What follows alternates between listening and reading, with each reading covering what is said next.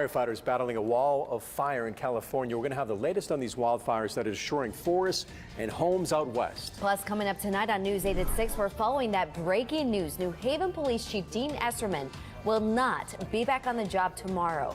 So what is the future for the top cop?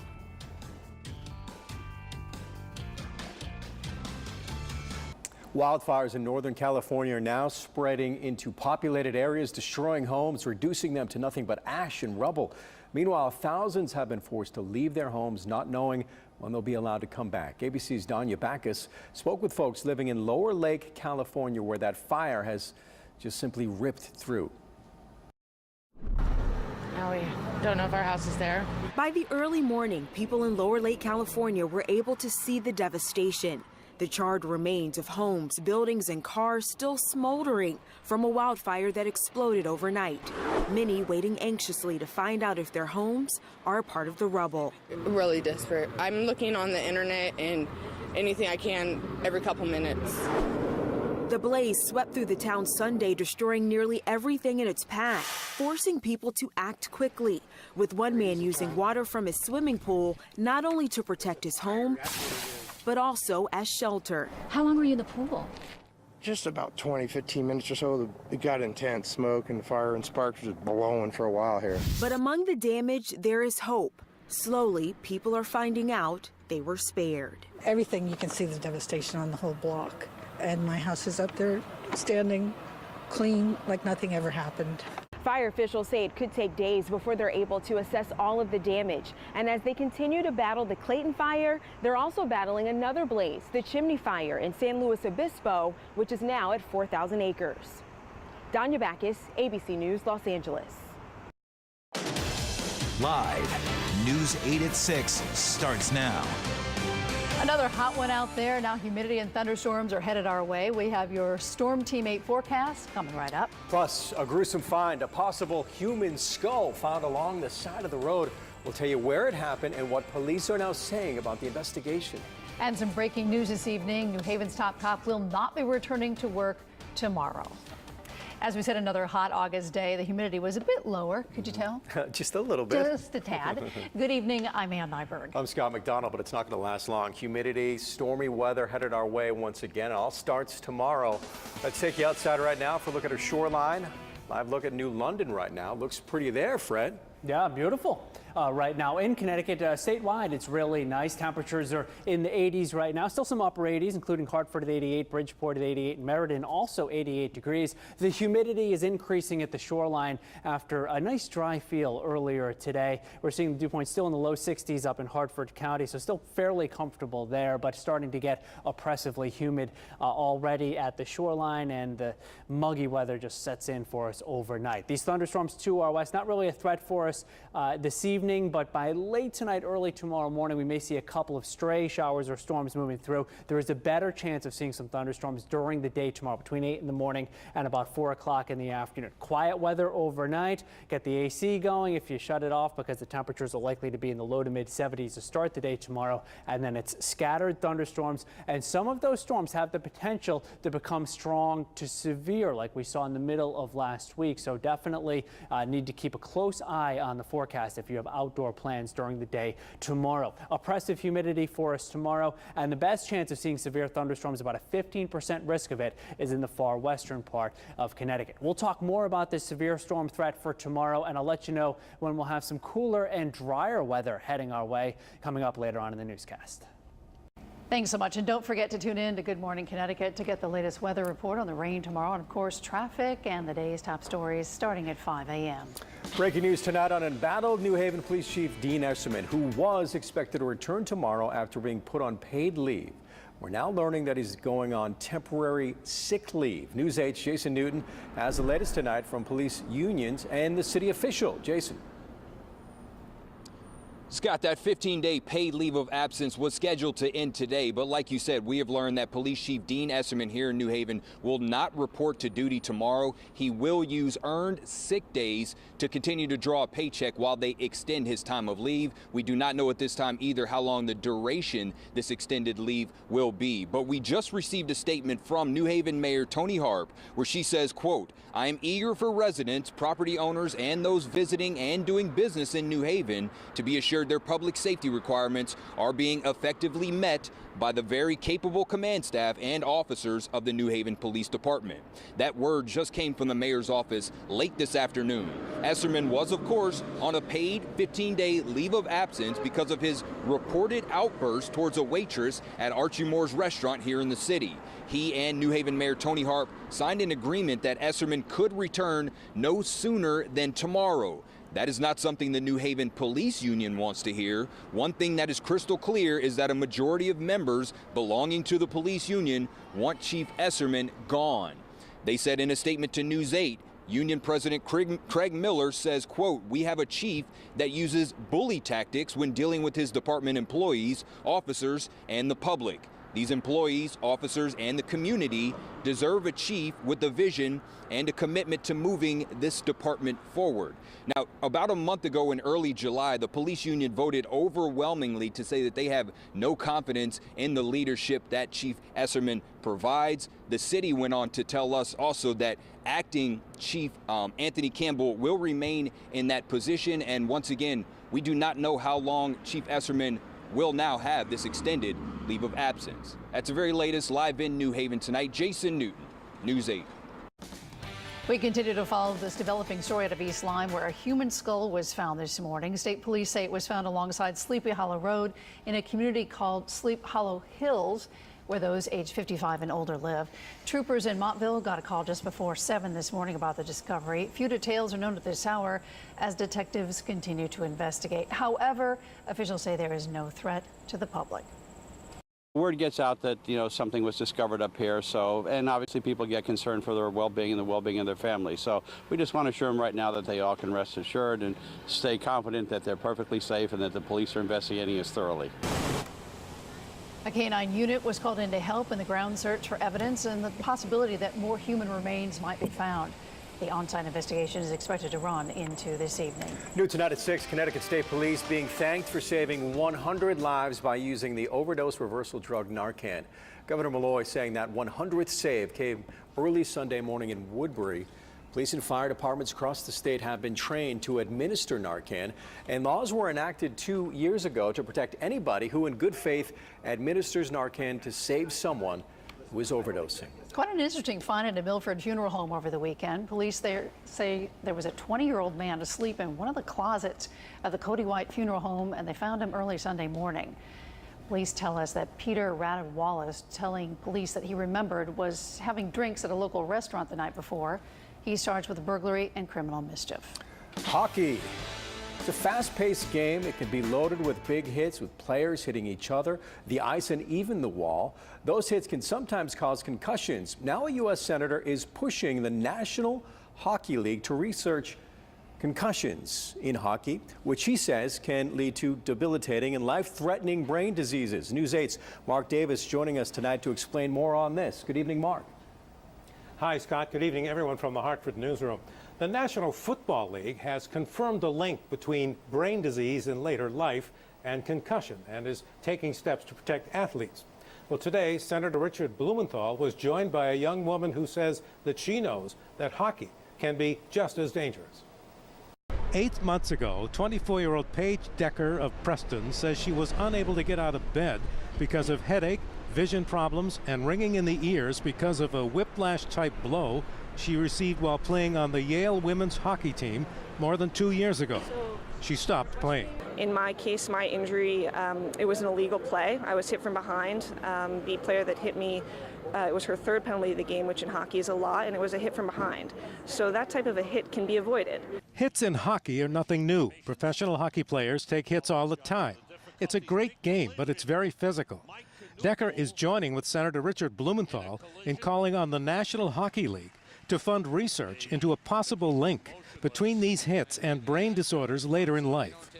But the NHL commissioner has denied any credible scientific link between concussions in hockey and chronic traumatic encephalopathy, commonly called CTE. As a physician on the front lines, seeing these concussions every day, I completely understand the statement that this is a public health issue and that we do see concussions quite frequently in sports. The NHL commissioner also says that Blumenthal's requests are premised on misconceptions that have been repeatedly promoted in the media by lawyers pursuing concussion-related litigation against the NHL. I'm calling on the NHL to fund an independent foundation that will support this research because they are a role model. And Blumenthal adds that anything the NHL might do in terms of safety would lead the way for college and high school hockey teams as well and other programs. Now, Paige Decker has been finally receiving proper therapy and is recovering and is working on helping to establish a nonprofit centered around education. Live from the Hartford Newsroom, Mark Davis, News 8. It is the height of tick season. Got to be cautious out there. Ticks growing into their adult stage. We've got your back tonight with what you need to know to keep you and your family safe from tick bites. One company is issuing a recall on some outdoor swivel chairs that will tell you why they're dangerous. Plus, closed exit ramps, detours, and D-lane shifts. What you need to know about big changes coming to I-95 this weekend.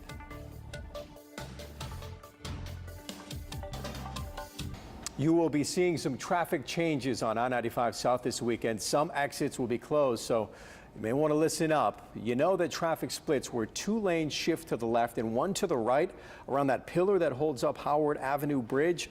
Well, that split will soon be no more as they shift traffic to the right for drivers to go over the new bridge over the West River. Changes start 10 p.m. Friday. You're going to see some lane closures on 95 starting at on Friday night. We're going to also have to close the on and off ramps in this area. Okay, we want to break down the closures for you. If you want to get on 95 South from Route 34, you just won't be able to. You'll be diverted to the I-95 North to exit 50 and then have to get on 95 southbound from there. Now, the on-ramp at exit 46 will divert you down to Howard Avenue, C Street, and El Grasso Boulevard for you to get on exit 44 if you want to go southbound. Exit 44 off-ramp will be closed. Drivers will be detoured to exit 43. All of these changes should last until midnight on Saturday. However, they could extend that until Monday, depending on how all the construction goes. There'll be a quiz later. Yes. And we have your back with a recall on an outdoor swivel chair. Dining and lounge chairs made by Brown Jordan may break apart. The chairs were sold exclusively at Home Depot in stores and online from 2012 to 2015. There have been more than 400 reports of the chairs coming apart and 16 reports of injuries. We have details on our recall information on WTNH.com. Lots more coming up, including, of course, the weather. Fred. Yeah, beautiful out there today, but the weather action picks up on Tuesday. A severe storm threat. I'll tell you all about it up next. Welcome back, everyone. It's the season for hiking, camping, barbecuing in the backyard. All of those things can expose you to ticks, and those ticks can carry Lyme disease. Last year, there were nearly 2,000 confirmed cases of this in Connecticut. News 8's Kent Pierce tells you how to prevent from being bitten. We are now in the later half of summer, and this is the time of year when ticks go from their nymph stage to their adult stage. Experts say the adult tick is far more likely to carry Lyme disease. It's the time of year to enjoy the outdoors, but some places you go are likely to have ticks. Forests, places where there's a lot of leaf litter, or where there's a lot of vegetation. Dr. Eugene Shapiro is one of the world's leading experts on Lyme disease. He says a quarter of ticks in their smaller nymph stage are infected with Lyme. Because they're smaller, they are actually more likely to infect you. Adult ticks have fed more often. So there's a higher rate of infection, but because they're larger, it takes longer for the bacteria to migrate, so it's much less risk of transmission, but it still can occur. Since ticks take several hours to transfer Lyme disease to you, you can check yourself and your kids, and if you find a tick, take a fine tip tweezers, grab as close as you can, just pull. as close to the skin as you can and pull. It can be tricky for doctors to diagnose someone with Lyme, but Dr. Shapiro says that distinctive round red rash is a good clue. To avoid getting bit, wear long pants and tuck them into your socks, and use bug spray. You want to use something with DEET, maybe 30% DEET ideally. You have to reapply it periodically. There's stuff you can also spray permethrin on your clothing. Now, the threat of Lyme disease does not end when summer does in September. No, in fact, you can be exposed to the ticks that carry Lyme disease all the way through the fall. In New Haven, I'm Kent Pierce, News 8.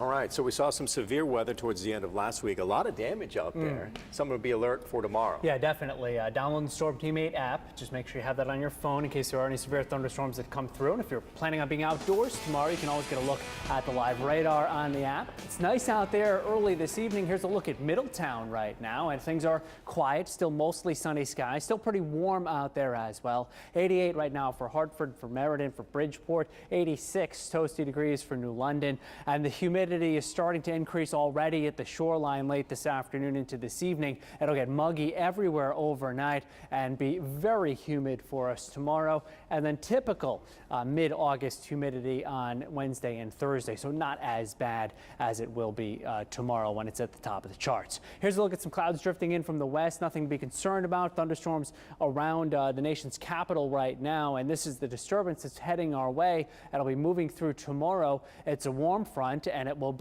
be bringing back, of course, the very humid weather, but also the threat of some thunderstorms. And it's a threat zone that goes from basically early to mid-morning, say around 8 o'clock in the morning, until mid to late afternoon, 3 or 4 o'clock in the afternoon. It's our best chance of seeing some thunderstorms. Most of the time, where you are, it is going to be dry. But again, as we've seen so many times during the summer, you get these thunderstorms flaring up, and some of them have the potential to become strong to severe during the day tomorrow. Wednesday looks like a quieter day with less humidity for us on Wednesday. Outside chance that there's an afternoon shower, thunder shower inland on Thursday afternoon. In fact, the weather looks pretty nice for us after we get through tomorrow's unsettled day. Muggy conditions overnight. Chance of a thunderstorm by around dawn tomorrow. 73 at the shoreline, 70 inland. I don't expect there to be widespread storms for tomorrow morning's commute, so it should be all in good shape as far as that is concerned. Scattered thunderstorms possible during the day tomorrow. Really humid out there. Temperatures are not going to reach 90 degrees, most likely 84 at the shoreline and about 85 inland. So this is now a 5-day heat wave at the shoreline, but it will likely be ending tomorrow. A 5% risk of severe weather for most of Connecticut tomorrow. Western part of Connecticut, about a 15% chance. Torrential rain, frequent lightning, the main threats, with a lower threat of some wind, and can't completely rule out an isolated tornado in somewhere in southern New England during the day tomorrow. Here's your shoreline 8-day forecast. There's a lot to like in here. It will turn a little less humid for us late in the work week. Pleasant conditions this weekend, Saturday and Sunday. High temperatures in the low 80s, seasonable stuff for a change. We've had a really hot stretch here in the early to middle part of August. Still near 90 for us on Thursday afternoon inland, and close to 90 again on Friday. Then a little more comfortable. You see those nighttime low temperatures back down into the low to mid 60s. That means that it won't be quite as humid this weekend. Temperatures will be topping out in the mid 80s on Saturday and Sunday. And like you said, there's a lot to like in here. It's like a gift. Yeah, that's right. My gift to you. Enjoy. Thank you. All right, let's send it over to sports and Eric. Live, this is Sports Edge, sponsored by your local Connecticut Chevy dealers. Former UConn basketball coach Jim Calhoun may no longer be making moves on the court, but he continues to do some of his best work off of it. Today was the conclusion of Calhoun's charity weekend, a golf tournament up in Avon this afternoon. Yeah, coach can still hit it. Ray Allen always comes back to help his coach. He was there today, as well as Kevin Ollie, the current head coach of the UConn men's basketball team, Scott Burrell, Richard Hamilton, and lots of other former players back in town for a trip down memory lane. It's always been special to get our guys back. The lives get better and better as the years go on, but it's always laughs, it's always fun, and we reminisce a lot. Ever since I came here and signed a letter of intent, I was always a part of something great. So anytime Coach, asked me to do something, and I asked most of the guys, we try our best to get out here. The love of each other is an amazing thing to see. It really is. They truly care about each other, and that's wonderful for me, certainly. And there's our buddy John Pearson. He was out there with a group today. They didn't win, but John tells me they had a terrific time out there. So I took my family to Fenway Park last week for the first time. What a show the Sox put on at their home park. But if the Sox want to make the playoffs, they have to get better on the road. Makeup game this afternoon in Cleveland. New London's Rajay Davis gives the Indians a lead, a long solo home run to center field and makes it 1-0 Cleveland. It was the same score in the 6th inning when David Ortiz steps up, and he absolutely crushes this one to right. A 2-run homer, is 27th of the year. This guy's going to retire at the end of the year. I don't know why. 2-1 Sox. Next batter is Jackie Bradley Jr. He goes deep to make it 3-1. Sox hold on to a nail-biter, and they win it 3-2. Team USA continues to lead the way at the Olympics. When we come back, we'll have an update from Rio, plus some sad news about Yale's mascot. Be right back. Heading into the home stretch of the Olympic Games, and today former UConn star Melissa Gonzalez and the U.S. women's field hockey team eliminated by Germany. In other news, gymnast Simone Biles did not have her best day on the balance beam, made a couple of mistakes, and it cost her, but she still won a bronze medal. Her teammate Lori Hernandez won the silver. And Glastonbury's Don Cabral has qualified for the 3,000-meter steeplechase. The final is Wednesday morning. Quick peek at the medal count. Team USA leading the way with 72, 26 golds, followed by China with 46. Great Britain has 41. We'll have an update at 10 and 11.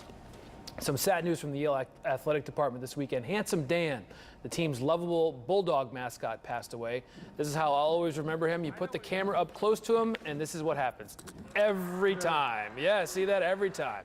His owner, Yale alum Chris Getman, says a dog known as Sherman at home passed away most likely from a heart attack. He was the team mascot for the last 9 years. Sherman met presidents and Sir Paul McCartney, among others, so a good life for the dog, and no plans yet on how they will replace the mascot this fall. And all the best to the Getman family, too. Yes. You know, that's tough to lose an animal. It is, definitely. All right, thanks so much. All right. Fred is keeping an eye on the potential for some severe weather tomorrow. Yeah, definitely tomorrow. The risk is there of some severe thunderstorms. You can log on to WTNH.com to get the latest on that part of the forecast. No, it's Monday evening, but we're already taking a peek anyway at next weekend's forecast. And here's how things are shaping up. It does not look nearly as hot or as humid as this weekend that has just passed. So about 83 degrees on Saturday, about 84 on Sunday. Seasonable conditions, again, lower humidity, especially on Saturday. Starts to get a bit muggier on Sunday, but we won't have highs in the 90s with feel-like conditions that are in the triple digits. So much better, I think, for most this weekend.